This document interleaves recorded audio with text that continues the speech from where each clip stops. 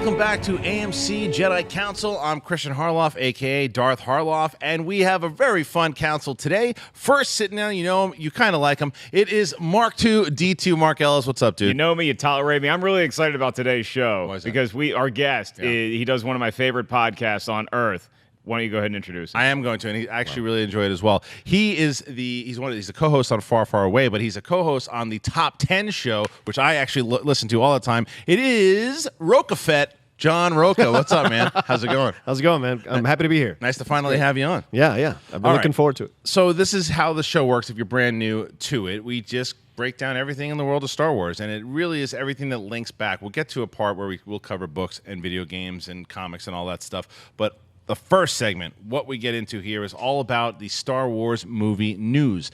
This is everything that is happening in the movie news with Star Wars. It could be an anthology film. It could be Episode 7, Episode 8. Whatever it is, we're talking about it here. Now, the first story, Mark, what do we got? Well, we are all really excited. We have a full slate of news for you kids today, and then something broke this morning. We're like, that looks like a picture of Daisy Ridley in armor. Not Daisy Ridley. Could have her being Sabine. Felicity Jones, not Daisy Ridley. Felicity Jones in armor that could have her. It looks like she might be playing Sabine in the anthology film. Kristian, is this the real picture? No, I don't think it is. Oh. I got suckered into it. I got suckered into it this morning, and I saw it on some YouTube video, and I'm like, you know what? Because they played the other leaked pictures that were out, the Donald Gleason one, and and the Harrison Ford one, and I'm like, okay, you know, maybe. And because I think I said it with Campio when he was back on here. If there was a character from Rebels that Felicity Jones should play, for me, it is Sabine. I think that it works well, but the problem why this looks fake is it's very similar to a cosplayer that was at Celebration that made the same exact pose, was dressed as Sabine, and that's Sabine's look from season 1, and not season 2. She's got a new look, but the questions is, Rocha, do you think that A, this is real, and B, do you think that she should play Sabine? I'm going to say A, no, it's not real, or S, I hope it's not real, and B, no, I don't think she should play Sabine. Why? Well, because Sabine is, I hate to start off right here, but Sabine is an actor of color. The name, the woman who does the voice, and then when you see her, when she takes her helmet off on Rebels, she's a kind of a darker skinned girl. She's not a lighter skinned girl. So to me, I think it should go that route, and it should be someone who's a minority. It should not be, well, for lack of a better term, it shouldn't necessarily be her. However, she's a great actress, and if she can do it, then sure. I mean, if that's what they want to go as. Yeah, I mean, come on. That's a darker skin. It is. That is not a lighter skin. Show that to the fans. That's Well, not a. I That's not a. don't know if they can see it okay, here, fair. but if Here's you her look up, computer. This is what she looks like. if Here's you the look screen. up Sabine Wren, but there's another picture that you can see that where maybe actually you look at that picture here, and I will show some of these pictures. I guess I'll put them in the link. You could see where she could play Felicity Jones. I mean, in that picture, she looks like she could play because they've kind of darkened the picture a little bit. It looks like she's almost as she's almost as dark as her pants are. What do you think? I think the overall excitement from this picture was just that, we're definitely going to get Sabine in this film, well, sure. and that you're going to have some sort of tie-in with Rebels with the anthology, which we all kind of assume was going to happen. And then the fact that you get to see Felicity Jones in that armor looks awesome, if that is in fact her, which I agree with you boys. I do not think it is. I don't know how you infer. I thought Photoshop though. I thought you were looking at like the shadow, like that Lee Harvey Oswald Photoshop thing that people aren't sure if that's a real picture of him or not. Right. It looks really good, and I'd be happy to see her play Sabine. I just don't think that this is a picture of it. I think it's going to happen, just not yet. Yeah, the overall conversation as far as her playing Sabine, I just like the idea of Sabine being in it because the tie-in to Rebels, brought this up many times, that Kiri Hart at Star Wars Celebration said pretty much that they're very aware that Rebels takes place in this time period. Now, whether that means we're going to see Kanan, I don't know. Whether it means we'll see any of these people, even if it's for a 5-minute scene or something. Yeah. But if this was real and one of the characters from Rebels is indeed the main character, that's something fun for the overall canon in general. Yeah. But that's our thoughts on that one. Mark, what's next? Well, we have some more toy news that's going to give us some other Force Awakens news, that we have a higher resolution version of The Force Awakens. This looks like the international promo art, and it appeared originally on the July through December issue of Russian Lego, so we can assume that this is a real thing. And when you focus in particular, on all the different weapons that the characters are using, it looks like not only there's going to be a lot of toys under Kristian Harloff's Christmas tree, there's also, these can be some hints as to who these characters are and where they come from. This to me looks like a Drew Struzan piece, man. It looks very old school. It looks like a Star Wars picture. I love that Kylo Ren is the focus in the background there. There's no Snoke. Not yet, anyway. No. I think he's kind of the puppet master in the back. But look at that staff, man. Like, and I'm not going to say Darth Plagueis. I guess I just said it. But the top of it, though, the top, doesn't that look like a lightsaber on the top, like connected to that staff? It looks like it could be something awesome, and that's what I really dig about the way that this whole thing is designed. Where we were under the assumption that I think John Boyega was kind of like the Luke Skywalker of the story. The more and more the new information comes out, especially in this picture, it looks like Daisy Ridley might be the star of this franchise. Yeah. I always felt it was going to be her that was going to be the star. Just the way they've pitched it and the way it was released. And the way they've hinted at it, too, is like when they were at the panel at Star Wars Celebration, they said that female characters are going to play a central role in the new trilogy. I think that's the way that it is going to go. My first impression seeing this artwork was Kylo Ren looks great. My first thought was I saw Chewie and I didn't see Han. I'm like, what's going on? What's going on? Where's Han Solo? Right. Wait, is Chewie hanging out with somebody else now? I think that this is also just a showcase for the new weaponry that you can have, with the exception of the famous crossbow. Everything else looks like a newer design or something, or some new spin on an old model or an old relic that some new character got. So I think the weapons were the focus here, and that's why these particular characters are featured as such. Do you like the picture, John? Well, I do. It's an interesting division because you've got on the right side, you've got the TIE fighters, and they're giving you that, they're evoking the darkness on the right because it looks like in space, night, and on the left you've got the light, which is all the good people. So it's just these subtle things that they're doing with this art that I think is great, and I love Captain Phasma being in there. And, a lot of people are saying that she is essentially the Boba Fett of this new trilogy, and that helmet really gives you the feeling that she will be, and the gun, the weapon as well. Too, the blaster. Yeah, I love it. I think it's great. And I'm starting to buy into this thing about Chewie in the arm. Everything we see with Chewie, you don't see his right arm. Yeah. Everyone's saying because maybe it got blown off somehow. It's fake.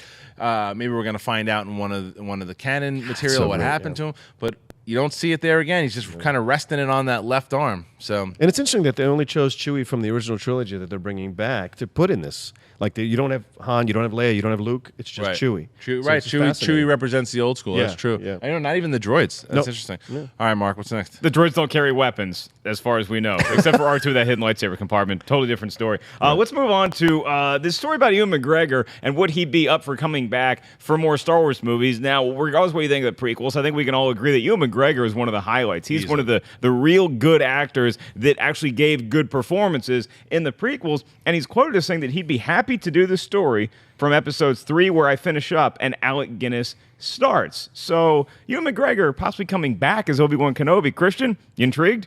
More than anything, this is something I want to see happen. I've been talking about it on this show, on John, on your show. Yeah. I want to see this dude play Obi-Wan again in the hands of a different director and different writers. I want to see, because you're right, he absolutely was the shining spot on that prequel trilogy for sure. Plus, I want to see him finally take out Darth Maul. I want to see that battle. I want to see how Darth Maul ended, and I want Obi-Wan Kenobi to do it. But I think that for me, Rogue One is becoming very interesting to me of to where they're setting that, and because this is a war film. So I'm actually really excited for that movie. Yeah. So that is actually the I wouldn't have said that about 3-4 years ago, but if you tell me what would you rather see right now, an Obi-Wan trilogy or Rogue One, I'm pretty pumped for Rogue One, so I'd still say Rogue One. But if you ask me, well, listen, we're going to do this Boba Fett movie, maybe Han Solo will be in there, or Obi-Wan, I'd say get rid of the Boba Fett and let's get Obi-Wan kicking back in there, and let's see him in Tatooine on these solo missions. I want to see what happened to this dude, and to lead up into 3 separate films into Alec Guinness. But I don't know, how do you feel about it? Right, if he is indeed doing anything on Tatooine, as opposed to just being some crazy old hermit that lives out beyond the Dune Sea. Like, is he just running to Tashi Station to get some liquor every now and again, or is he actually out on missions helping fight blue for milk? Good. Yeah, he's just getting loaded on blue milk and smoking a lot of stuff inside that chamber. The cool thing about the story to me is how open Ewan McGregor was, because so often with actors, you ask about a project that's potential. If they're pitching something else, they want to promote this movie, and then you ask them about Star Wars, they're like, well, it's exciting. He's like, no, I'd love to come back and be in these movies again, which even signals to me that he's already been in talks, that maybe there is something. And look, again, Obi-Wan Kenobi was in movies after his character died. You can have maybe that's what blue milk is you drink enough of that, then you can come back as a Force ghost. Maybe he pops up as a Force ghost somewhere along the line, because his prize student, the one that didn't go to the dark side, Luke Skywalker, relied heavily on Obi-Wan, even after Obi-Wan got the kibosh. Yeah. Listen, obviously, this is going to be my. I don't know if I can blow the wad now, but it's going to be my address the council thing is about you. Spoiler. So, but yeah, I mean, I'm such a fan of him as an actor already, and I think he should be coming back. He's not been doing much lately of any real note. I mean, Mordecai and Jack the Giant Slayer were the last kind of few things he's done. Man, that's enough to address the council.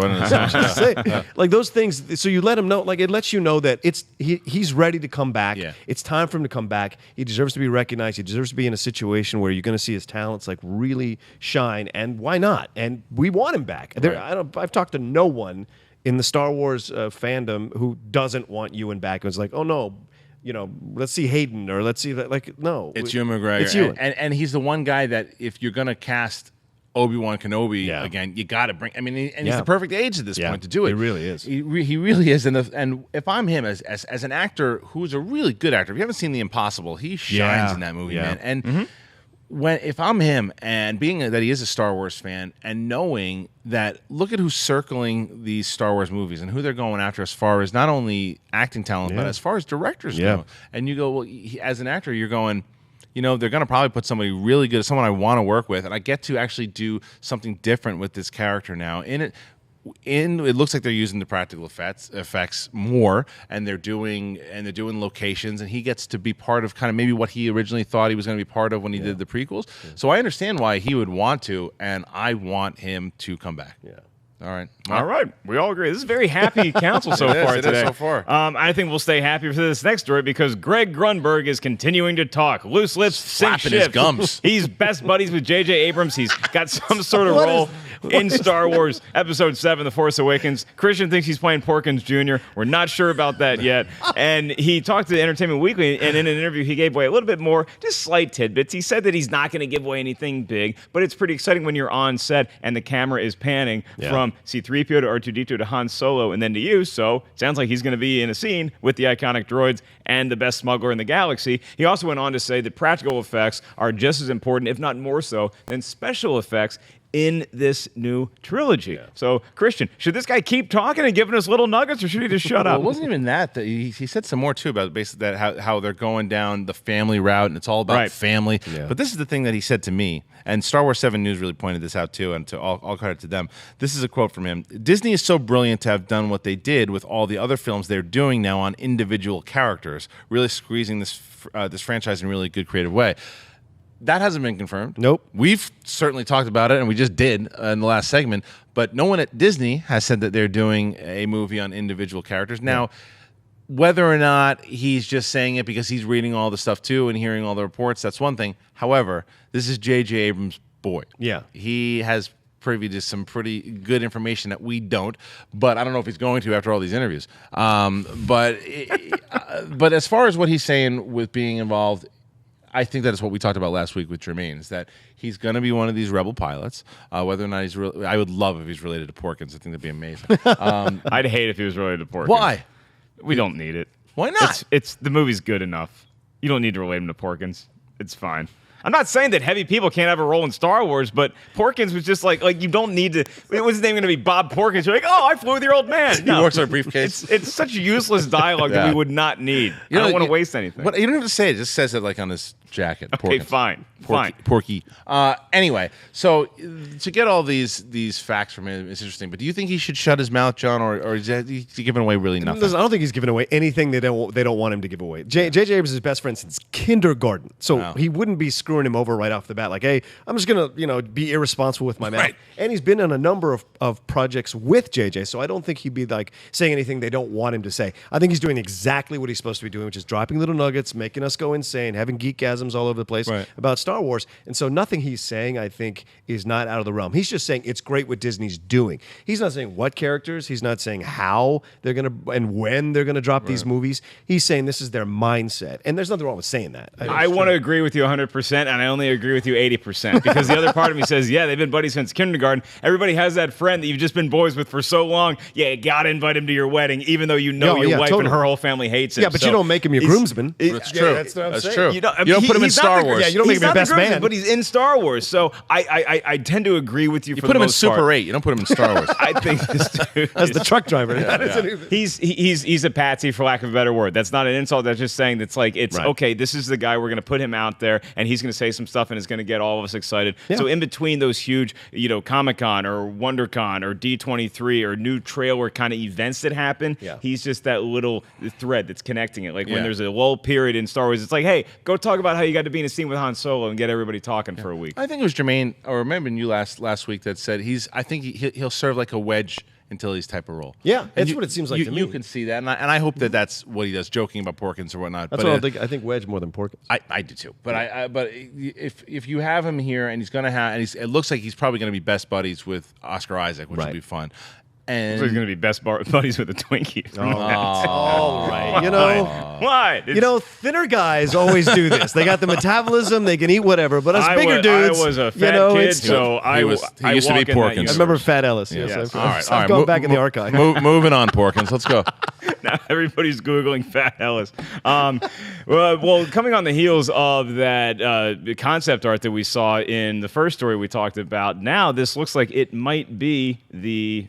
okay, well, no, that's Stay on target. Yeah, stay on target. The Fat Ellis thing threw me off. So it looks like we have some costume ideas for what is going to look like Harrison Ford and Oscar Isaac and John Boyega's character. Obviously, Oscar Isaac's got that classic Rebel pilot look. Han Solo looks like an updated, more of a Brooks Brothers-ish of the old Han Solo. Yeah. And then John Boyega, it looks like it's like, hey, look, I just broke out of a Stormtrooper costume, so I need something to wear. Give me that jacket. Kristian, you a fan of what you're going to be cosplaying in next year? Yes, and the other answer is I buy all of this because it looks like all these pictures, minus the Harrison Ford one, were kind of leaked a long time ago. So I dig the look with John Boyega because that's his kid, and that's his jacket 30 years later. What the fashion is in the Star Wars universe, kind of cool. I love that Han Solo jacket. It's an updated, but he's still slick. He's still Han Solo. He looks like Han Solo. And look at his hand, man. His hand's on that blaster, ready to go. Yeah. And you could put a lot of people in the Rebel gear and you're like, oh, that's just a Rebel pilot. But Oscar Isaac is that special kind of actor to where he just pops no matter what. And to have him hold it, he looks like a pilot.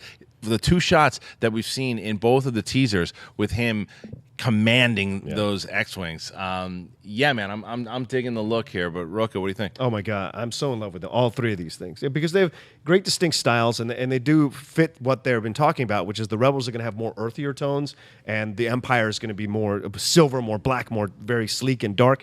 And so I dig what's going on here. And Solo looks like he's been living the high life a little bit for a while. Like I mean, that's a nice jacket. You don't buy that jacket at a thrift store for traders or smugglers or whatever. Like he's been living the nice life with Leia, supposedly. I think they're divorced, but it's fine. Maybe he got the jacket. Maybe he got the jacket in the deal. She kept the vest. But look, even drawn, they look fantastic, and I do believe all this is true because it's in a French magazine and they never lie. And and I love the jacket that Boyega has. I mean, that's a great combination of like you get the sense of rank or insignia, but then you have everything is handy. All his weapons are handy to him, and the boots are durable for what he's going to be doing, which is mostly on probably in those different environments he's going to be in. So. Now, is he going to Mark? What do you think about the saber? The way he's holding the saber? You think he's going to be carrying that saber there? Because most Jedis carry it like on the hip. He's got it like right on his side. That's how the kids are doing it these days. It's a different generation. These kids, how they wear their hats and carry their lightsabers, I don't understand. You like them though? I love it. I think it's authentic. I think it's cool. I like the way that they're standing. I like everything about this, and I think that when we go to Comic-Con in a couple of weeks, we're going to see a lot of people cosplaying as this. People are going to be getting ahead of the curve, so we'll take plenty of pictures for you. Plus, he the rumor is he was a stormtrooper who becomes kind of he kind of confirmed that at Celebration too when they asked him if he was a stormtrooper, and he's just like. Right, so maybe he's catching up on how to use a saber, so he's going to wear it like that because it's not how a Jedi would be trained to wear it. So he's wearing it the way he thinks he should wear it. All right, Mark, what's next? Well, we're not just talking about Russian Legos today. We're also talking about this international promo poster that found its way onto the web. It looks new, but there's also several old things that are combined in there, and obviously we talked about the artwork in the lead story. Do you guys buy this as an actual poster? And if this is an international poster for The Force Awakens, does that change your opinion on the story or who it's going to focus on? It's got to be. Both pictures are exactly the same. This looks like this is some promo art. The question is when we're getting it here. This is probably going to come pretty soon now because this is the second time in the last 10 minutes that this picture's come up from 2 different sources. So I think this is it, man, and I think that we'll probably get. I wouldn't be surprised if they say that Drew Struzan actually did do this. But Ellis, what do you think? Yeah, I mean, look, if this is how they're going to pitch the movie, I agree with it. You do have that like the familiar looking Wookiee. There's Chewbacca in there. It screams Star Wars, like what Rocha pointed out with the X-Wing versus the TIE Fighters, the light and the dark. But it's also a lot of new characters, and that's when you go see The Force Awakens, you're going to see it's going to be a story based on new characters with a lot of the old guard coming back. But we're moving this franchise forward. That's what we're getting with here. You do get your point from the last time is that Chewie was the only one that represented the old school. You get 2 in this one. Oh, right, yeah, because you have the Millennium, X-Wing and Millennium Falcon over there, too. Yeah. I mean, you can even say the the TIE TIE. Fighter They as threw well. it way in the corner there. Yeah, it's true. I hope that doesn't cut off with when they frame it at movie theaters. Yeah. I hope you can still see the Falcon. But do you think this is going to be the picture, the one that we get in theaters? Awakens? Yeah. Like what we've got here with Jedi and Empire? Yeah. I mean, with the original? And, Yeah, is this it? I don't know. I don't think so. I think this is a great promo art, but I don't think it's going to be the main one that you see in the movies in the movie houses and whatever, and that you sell like this. Because it doesn't quite. I feel like it doesn't quite have the same magic as the other ones. I mean, because you can see here how Vader is looming over the rebels there, but the only thing with that though, I would have to see it fully done. Like if you, because why would the Millennium be right on the corner? Right. It doesn't make any sense. So. the only thing though with comparing it to these old pictures though too is that it's easier to do that now because we know what's happened in the films. Like when you look at because if you'd seen that, that's probably a good point. If you'd seen that picture before you'd seen the movie and you saw Vader's helmet, you're like, who's that weird guy? Right. But because you know he is so menacing looming in the background, it has such much more of an impact. So we don't know exactly because right now we know that these concept art of both Kylo Ren and Phasma, they're cool. Yeah. But until we see both those characters in action, we'll know how really cool they are once you'll say, oh, wait a minute, that guy should be that big. Right. And that saber should be that prominent. Well, plus Poe Dameron's not in it. And you kind of have to have him, I think, if you're going to go with I think once you get to the real poster that you see a lot in movie theaters, it's going to be different, but it might be some of the same sketches, just an amalgam in a different way like you have with these other 2 posters. Sure. All right, what's up next? You guys big fans of Ben Mendelsohn and can't wait to see him in Rogue One? Yeah. Well, he hasn't officially signed on for Rogue One.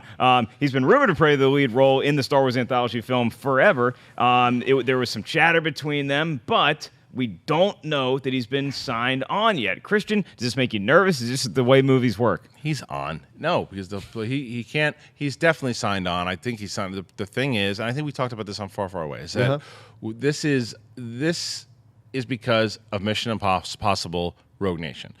There's not a lot. There's some kind of deal. They're not allowed to promote it. They're not allowed to talk about it right now. So any questions that he's been asked, he's just like, "Oh, don't ask me any more Star Wars. I can't say anything. I literally can't say a word. I can say like, oh yeah, there's been talk. Yeah. Until I think after Rogue Nation comes out, you're going to hear a lot more about Rogue One. I wouldn't be surprised if he gets confirmed at D23.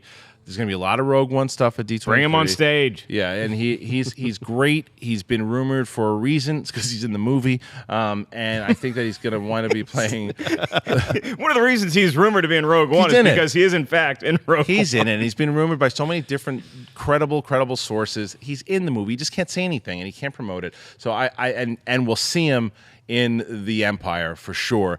I actually don't want him to play Tarkin. I know that some people are wondering if he should play Tarkin. I hope he doesn't. I'd like to see him play somebody else. Why would you not? Do you want to see Tarkin in the film?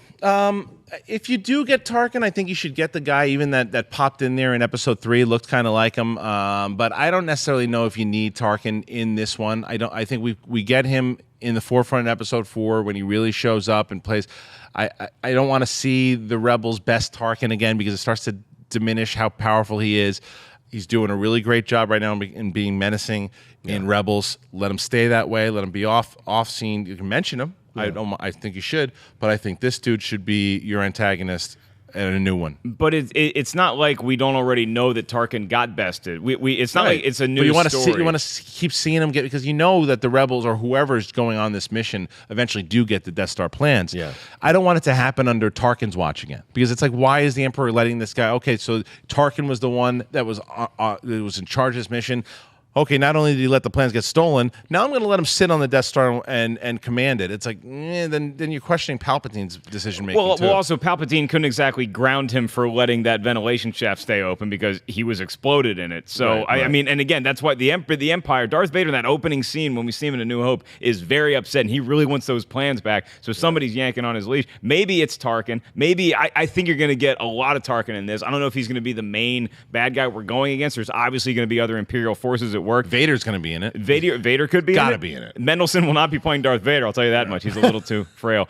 I think he'd be a great Tarkin. Whoever he is, I just want him in this movie because he's so good as that snaky villain. Yeah. I mean, I just saw him in Slow West, which is a film he did with Michael Fassbender, and he's fantastic at it. He's always good at playing villains. And when I went to see the movie, like 10 people in the theater were coming to see it for him. Like, we're vocal about it because it was like one of the, because you can drink there and have one, and so people having conversations. So that tells you the kind of pull he has. Yeah. And people do like the way he's building. I think he absolutely is going to be in the movie. They don't rumor this kind of stuff without it actually coming true. Like, it's really rare lately with these Star Wars rumors. Well, so many different credible sources. Right, exactly. I mean, I wish I could play the voicemail where Kristian called me. He was like, don't say that because it's only a rumor. But I'll let it be for now. But like, the one thing that's interesting about this is that you guys know this, having done the Schmoes Know Show for so long, publicists tell you what you can and cannot ask them. Right. And so if people are constantly asking about Star Wars, it's their way of circumventing their way of not talking about it by talking about it without having to violate that thing they're doing with Rogue One and Rogue Nation. Yeah. And so I think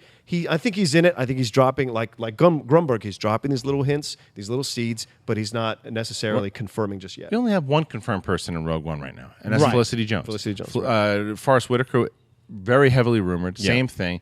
Will probably be in it. Yeah. Even there's so many. Diego Luna is another one. Yeah, Diego. There's a lot of people who have been rumored to this, and there's a reason why there's been no confirmations. Right. And you got to remember, we're only about a year and a half away from this movie coming out. So.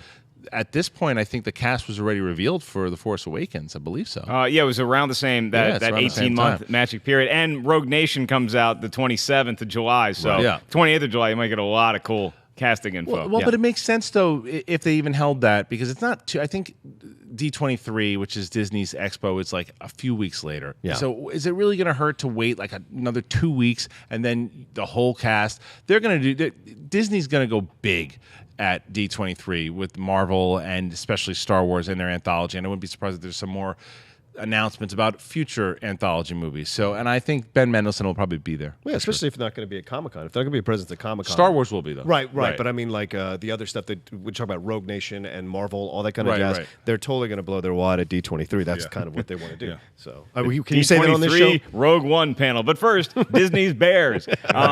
Kristian, we have some Force Awakens news, and it's casting news. Yes, the movie's already been shot, but we continue to get new information about who is actually in said film, and we've just learned that from Star Wars 7news.com, of course, that Ken Leung has been cast in the movie. He's playing some sort of role. You might know him from his roles in the TV show Lost and X-Men: The Last Stand, which is also known as the bad one that they erased with Days of Future Past. Right. He's been around everything. We have some sort of proof that he is playing some sort of a military officer in the film based on the uniform he's wearing and the rank insignia that is in it. It looks like he's playing some sort of rebel or resistance general in the film. Kristian, what do we think? Perfect casting. Love that for that synopsis of that character, and it makes sense. Yeah. Lost, J.J. Abrams. I get it.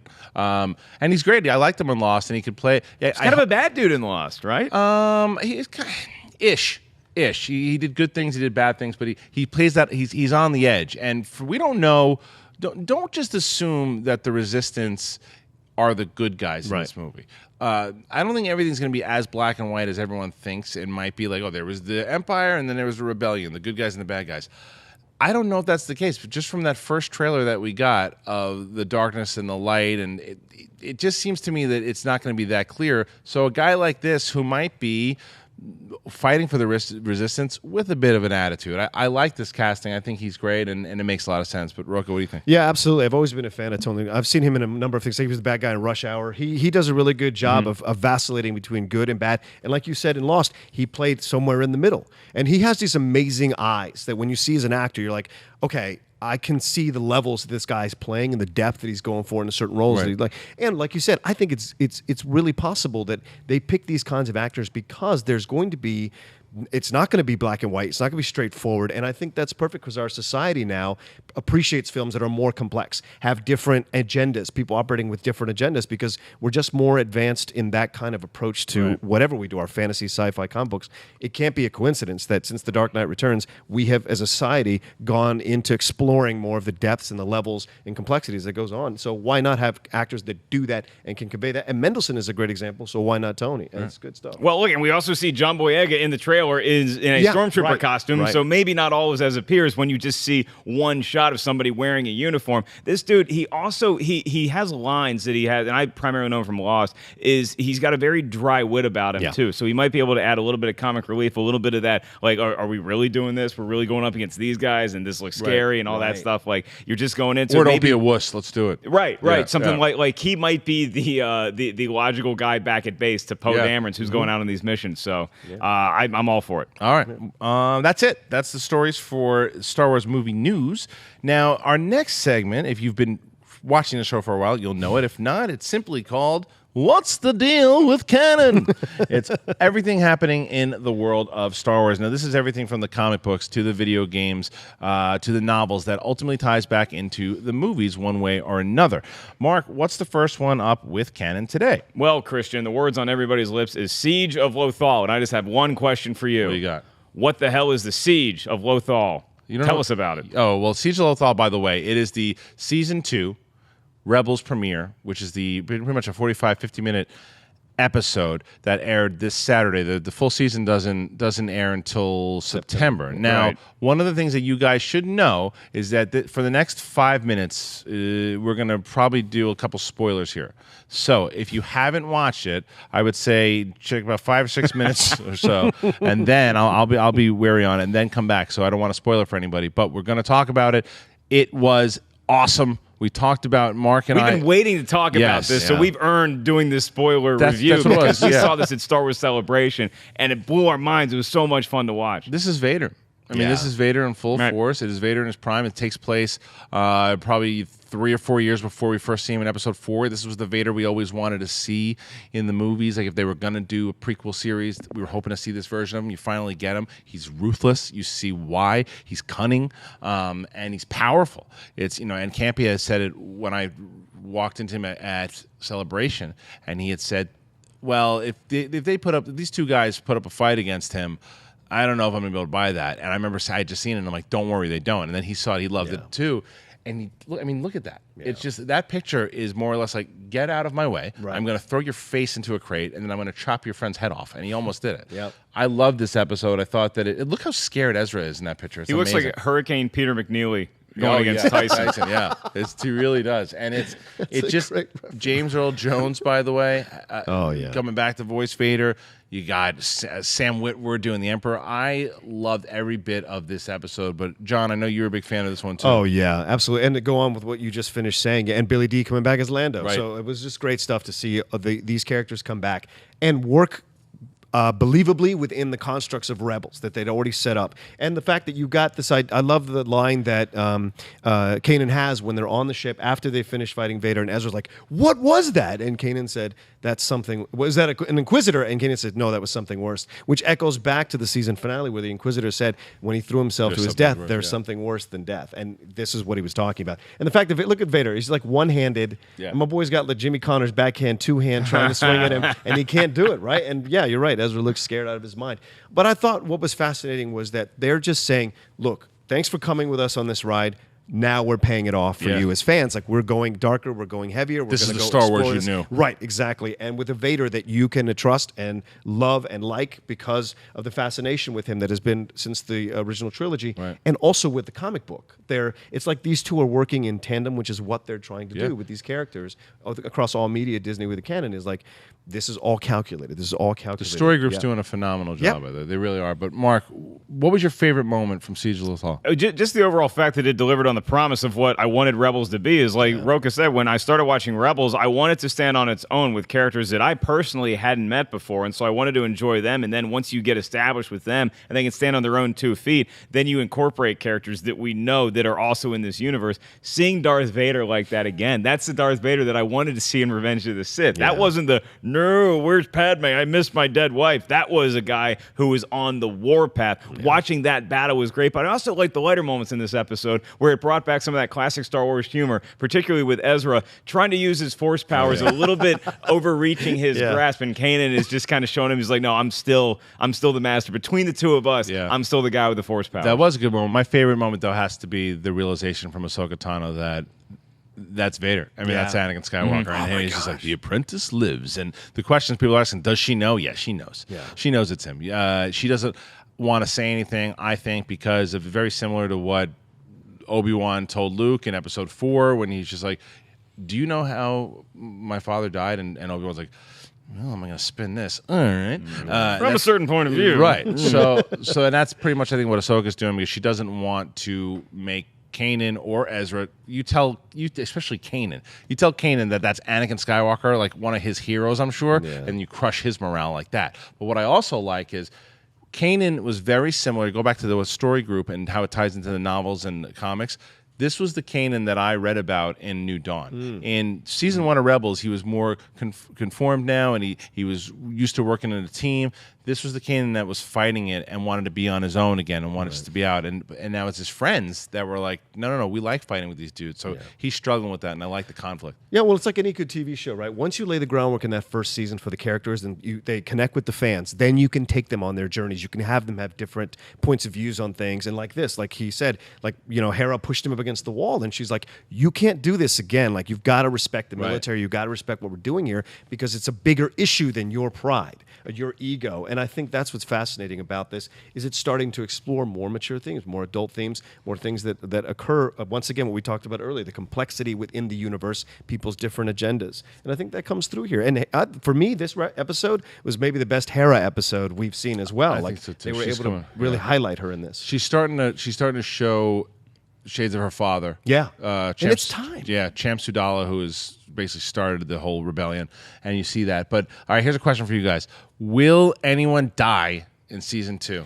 I gotta think that you're gonna get some deaths with some characters that we know in season 2. I don't think it's gonna be any of the main ones. I think Ezra is still gonna serve. I think Ezra's got to be a goner at some point. I think that Mike might eat it by the end of season 3. I don't know that you're gonna see any main deaths. By the end of season 2. That's a tough bet. I think somebody's going to die by the end of season 2. It's getting that darker theme that we're talking about. We know it's not Sabine because Felicity Jones playing her. So John, what do you think? I don't want to say Ezra and freak you out again. Right. There will be deaths. I think we might even get like closer to what happened to his parents. Like, we haven't really found out, have we anything about his parents? And so kind of in that one episode where they were we don't know what happens to them since that episode. That episode. So there could be stuff that goes on there, and we haven't.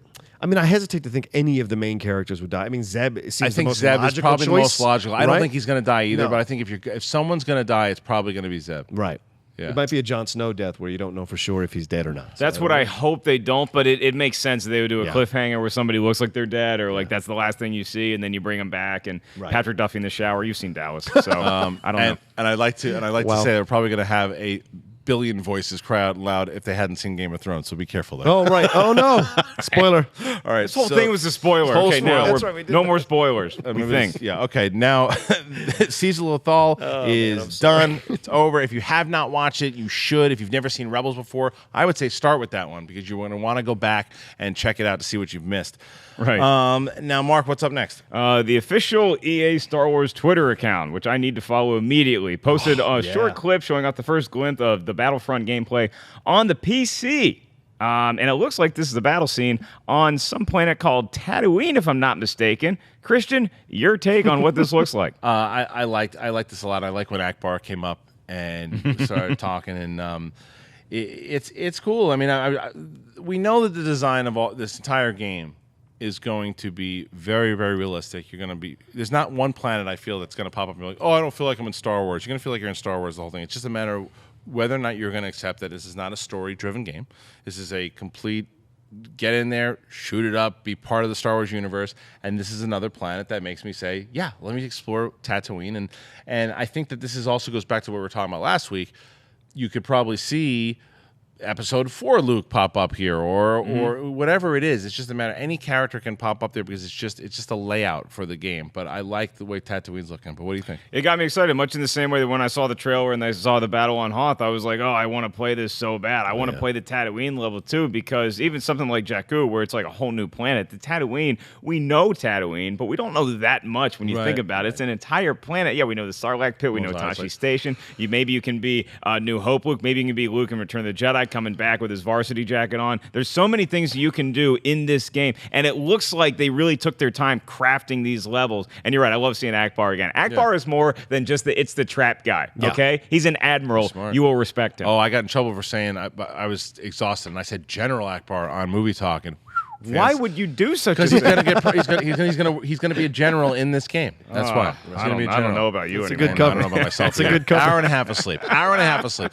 Rocha, do you like the layout? Running things. It ain't easy. Yeah.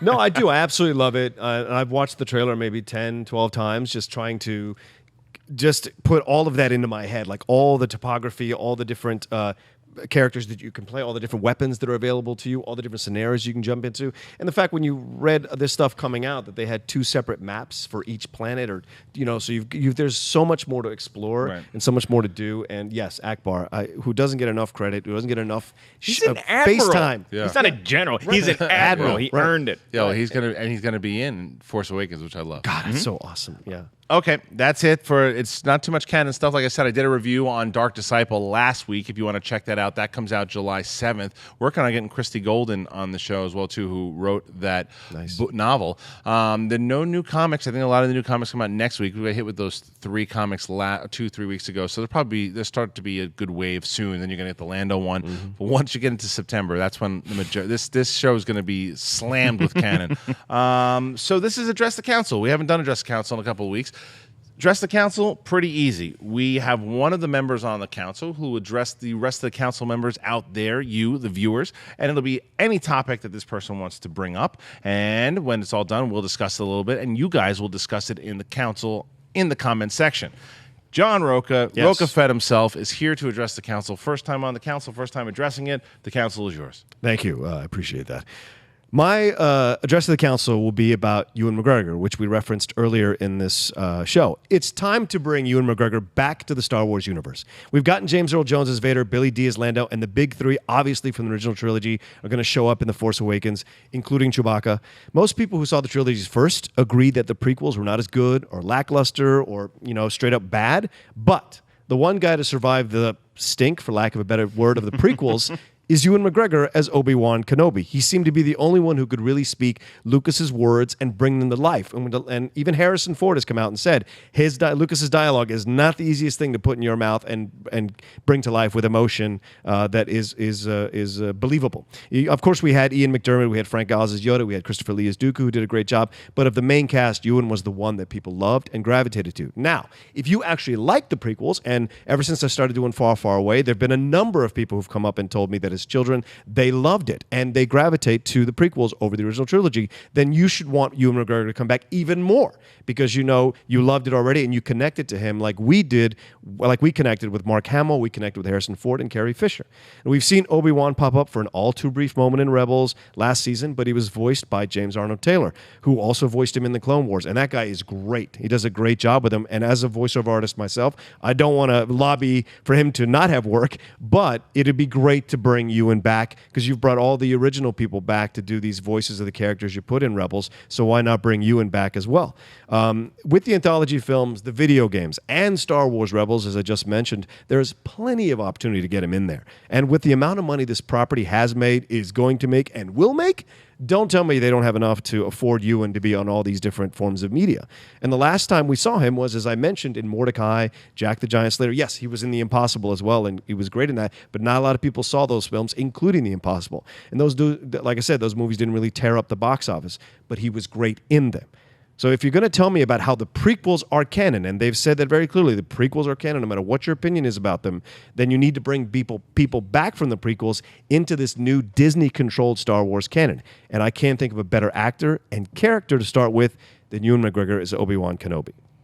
There you go. Wow. Very nice. Well done. Few things for me. is that I agree. Notes. Of course. I agree. No, I agree with you. I want to. I want to see him back. The one thing most people do this, and I'm not just pointing out to Rocha. Most people do this when they tweet in that even though Disney does own it, Lucasfilm's still running the whole canon. Well, sure. I know, but most people do this to where it's like, well, do you think Disney will do this? What Disney has done so well with Marvel and Star Wars is that they've bought these places and they've trusted in the people that are doing it. So I actually think that Lucasfilm, who is in charge of the canon and is in charge of the story, do acknowledge that Obi-Wan and Ewan McGregor is the guy that people really remember from that one. Yeah. But I also think that they're staying away a lot from prequel stuff because on Star Wars Celebration, we mentioned this a few times, there was not a big presence of the prequels at all. Clone Wars, sure, but the prequels, you didn't see much of anything there. They kept talking about how they want to go back to the original trilogy as far as how it was made and the practical effects versus the green screen.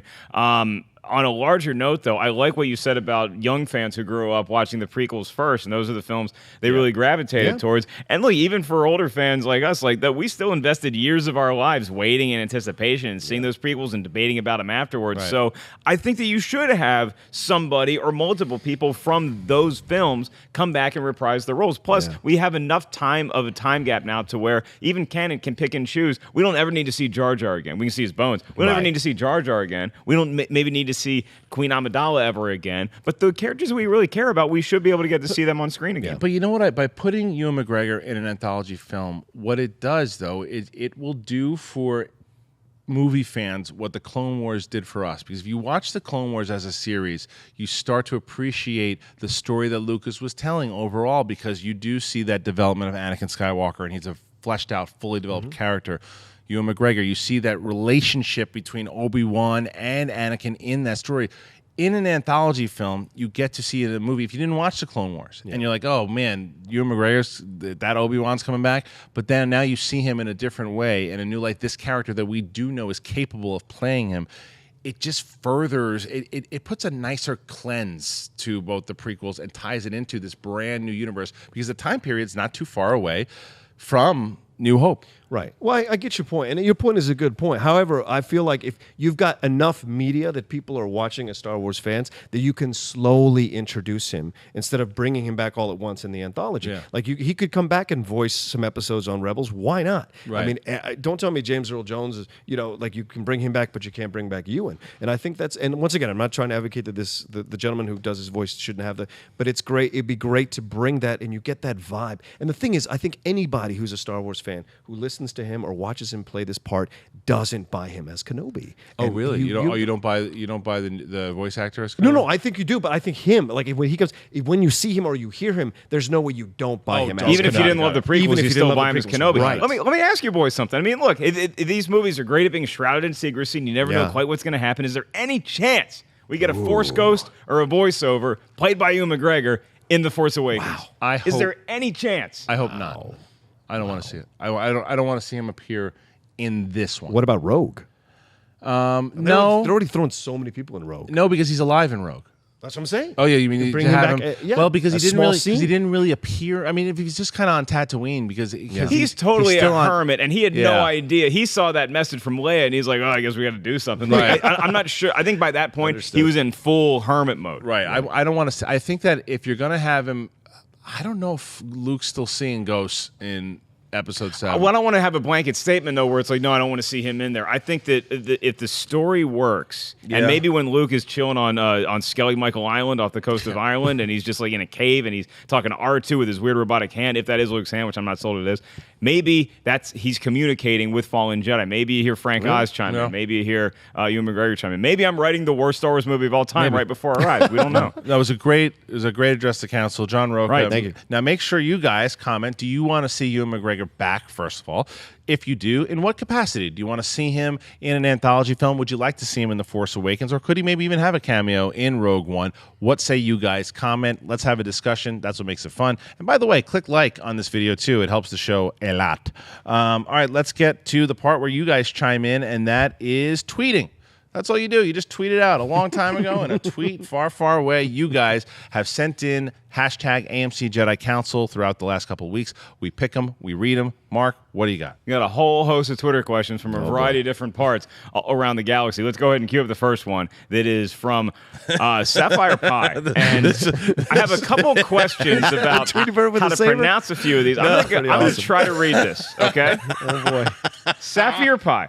All right. I like this movie. It was a funny and possum, and I didn't care about the development, so stop heating it. Heating it. Oh, ho, and I know the ending pulled an aviator. B, it was a good movie. Wow. Kristian, your thoughts on Sapphire Pie? Wow. I think you were going to say stop hating it, as opposed to stop heating it, which you don't do to move. You don't that's heat the them. easy one to figure out. The heating it is the easy one to figure out. It's the other ones that are there. I screenshot this from video and thought it was fantastic. this is not for this show. Please, people. Oh my god. Please, people. I thought you were doing it as a gag to me. And then it came up on our screen, and so I figured, everybody's in on Ray, it. It's not your fault. I sent in the Twitter questions, and this is one of them. This is fascinating. A screenshot of a comment that I thought was hysterical. Oh, this is the greatest. Now we just Look at this thing. Oh, so good. You know what's actually good news is that more of those comments and more of the things that just Kristian and I send to each other don't make it onto the screen because we don't. Stop heating it. Let's go to the next one. Right. Be it a good movie. I wonder what the possum was a reference to. That's what I want to know. What was the possum about? Oh, so good. idea. Oh, it was so good. Oh. All right, let's get to our first Twitter question. Ryan Price asked something. I'm sure that a lot of you Star Wars fans saw this or your friends texted it to you. This happened over the weekend about Jake Lloyd being in a police chase on camera in Southern California. Now, he's obviously known as playing young Anakin Skywalker in The Phantom Menace, and they wanted to know, will this feature on AMC Jedi Council this week? Yeah, I wanted to talk about it because I really hate this story. When we talked about it originally, I had read it that the guy was probably bombed, got himself into like some screech trouble or whatever too, and did something stupid, but it turns out he's from what his mother says, they had they went and had a conversation with his mom, and he was off his meds. Apparently he suffers from schizophrenia, right?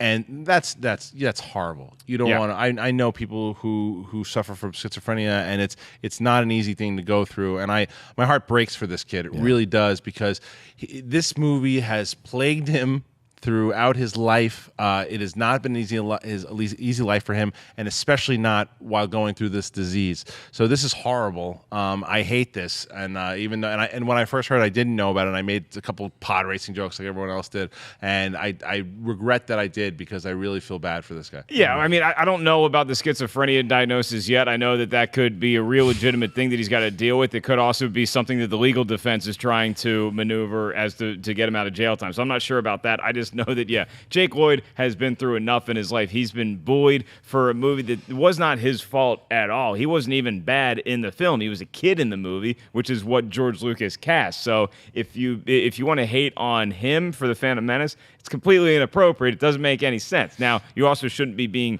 leading police on car chases through Southern California. I don't know what the context of that was, so I try to stay hands-off until I know all the facts of the case. John? Well, it's pretty amazing because it went for 25 miles, and he finally broke down. Like, he finally slid off into a wooded area and hit some trees, So it was it's a pretty sad story. I agree with what you were saying, Kristian. Like, if his mom is right about the schizophrenia, it could be a legal defense, it could be whatever, but it seems to be, why would you put that out there about your son? That seems like a difficult thing. There's ways to also say the medical records. Yeah, they can prove that. But here's the deal. I saw a video a couple of, I guess, a year ago or so, where he goes to these conventions. He does go to these conventions. As much as he talks down about it, he goes to these conventions. And people attack him. People ambush him with these questions, and they mess with him, and then they put it on. So they use him, and that to me is where the line needs to be drawn. Because if I see that happening at Comic-Con, because obviously he's probably not going to get out in time, but if I ever see anybody doing that, I will step in and stop it physically. I don't know how this looks on camera. Rocha can take care of himself. I'm not going to bring a camera because I can't buy one, but I'm sure as hell going to stop you from attacking this, because no one deserved. He was a 9-year-old child. How would you like someone to keep harping on you about something you did when you were 9 years old? Right. I mean, or 8 years old, however old he was. And that dialogue's not good, not easy to speak for adults. Right. So let alone children. Where someone like Ewan McGregor will have a chance to redeem himself with this. this kid never This kid will, won't. and Yeah. he never will because it's just it's a tough thing. It's the one person that will probably never be on AMC Jedi Council. He will never want to be. Yeah, if you see him, thank him for building C-3PO. I think we can all appreciate that. So anyway, it's a really sad story, and I'm sad that it happened. But what's next, Mark? In more exciting news, Kyle Branch writes, with Ahsoka playing a part in Rebels, do you think we will see her go against Barriss Offee again? Now, for those of you who don't know who Barriss Offee is, during the Clone Wars angle, there was another Jedi that kind of turned, and they had a bit of a feud, these two, and it was an awesome, awesome feud, the two of them. I would love for that to happen. And what's an interesting theory that I heard, it might have been from Twitter, is what if Barriss Offee is indeed this Inquisitor that is coming out? Because there's a female Inquisitor and there's a male Inquisitor. I happen to still think that the version of Mara Jade that they're going to develop for Rebels is going to be the female Inquisitor. I could be wrong. I could be mistaken. But it would be interesting. I would be okay if I was wrong if it was because Barriss Offee was the Inquisitor, because it seemed, I forget which episode it was, but maybe when the Vader was talking to the Inquisitor, go to turn these Force-sensitive people or Jedi, and if they don't, kill them and turn them into Inquisitors or get rid of them.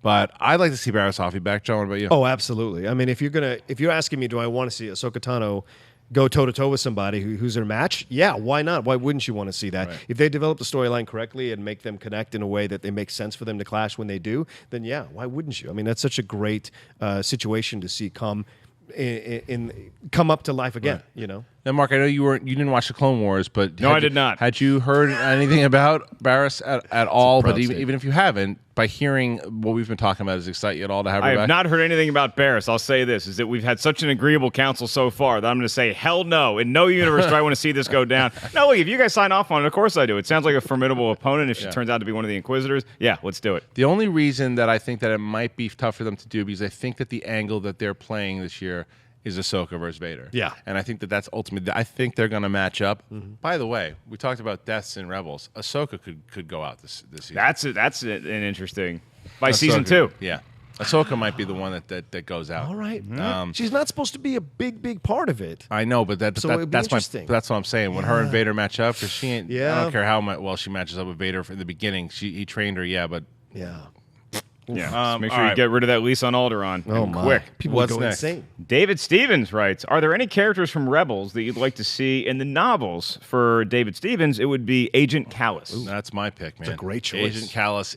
I'm always looking for him in these movies, in the novels. Every time I'm reading one, I'm like, is he going to pop up here? Like, Kallus is such and brilliantly voiced by David Oyelowo. Oh, yeah. So great and so kind of menacing, and I like how I like what his role has been, especially in Siege of Lothal. But to see him pop up in the novels would be great because, I mean, especially when, I mean, I want to see maybe even an aged Kallus if he makes it out in Aftermath. Yeah. I mean, because you figure he's about 35, 40. I mean, who knows? Maybe Agent Kallus could be Max von Sydow. We don't know. Oh, right. We have no idea. That's an interesting call. Could be interesting also. So we don't know where, but I would like to see some of them not in the back, but maybe in the forward, like get these characters a little older and see, because maybe, we don't know where the character's going to go. But John, how about you? Well, Kallus is a great choice. I mean, we've already seen Hera, we've already seen Kanan in the novels. Yes. Who's left? Ezra, Sabine, and Zeb. So do those? I mean, Ezra will be great, but Ezra's going to have his character fleshed out enough in Rebels, right? And Sabine is obviously going to be seeing in numerous. Lando, we're going to see, right? Lando, we're going to see. So Kallus is the great choice because he's the one that survived so far through everything that's happened, and he keeps finding a way to pass the buck and stay alive, which is not easy to do in the Empire. You know, it's true. Especially when Vader's landed and Tarkin is being such a prevalent a presence, rather. Right, and building off that a little bit, Rebels does such a good job of going back in time and giving us more glimpses into characters we haven't met in person yet. So when you look at somebody or people like Ezra's parents, for example, I'm more interested in their backstory because those are like the earliest pockets of resistance back when they were podcasting. They didn't know if anybody was going to hear it. So I'd like to just get more of a backstory that just gives you a fuller appreciation of the storyline that is Rebels. Yeah. All right, what's next? Michael G says, speaking of E3, why is BioWare wasting our time with its failed MMO instead of creating a Mass Effect style trilogy? Man, you're singing my song.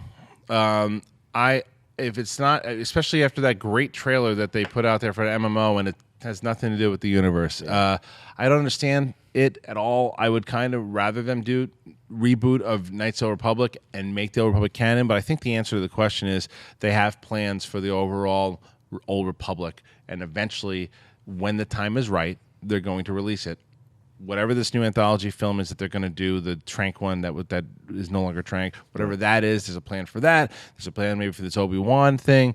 And then down the line, maybe we start to set up Old Republic. So, but as far as a game goes, yeah, man, I don't understand why they would just keep going the MMO style and didn't even do that well. But Ellis, what do you think? Yeah, right. I mean, this seems to me, from talking to you about this on the show last week, it seems to me like it is one of those canon issues where we're not sure what exactly is canon in the Old Republic, so we're going to tread very lightly. Once we get that more established, then you can have these all-encompassing games like Mass Effect is such a huge game, and I know your wife wouldn't see you for a month if they did something like this, because you get really into it, and if it's all canon, they have to decide all that in the story groups before any sort of video game can be approved. So I think, unfortunately, it feels like a bureaucratic red tapey issue more than we're not going to make this game because we don't want to game. I think they want to make the game. They just have to get the okay. Yeah, John? This could be the first misstep. Like, we haven't seen any, in my opinion, we haven't seen any missteps through the build up to what we've gotten to so far. This could be the first misstep. But I mean, I echo what you said. Like, what's the point? It's confusing. It's like, what are we doing here? Like, what are you gonna,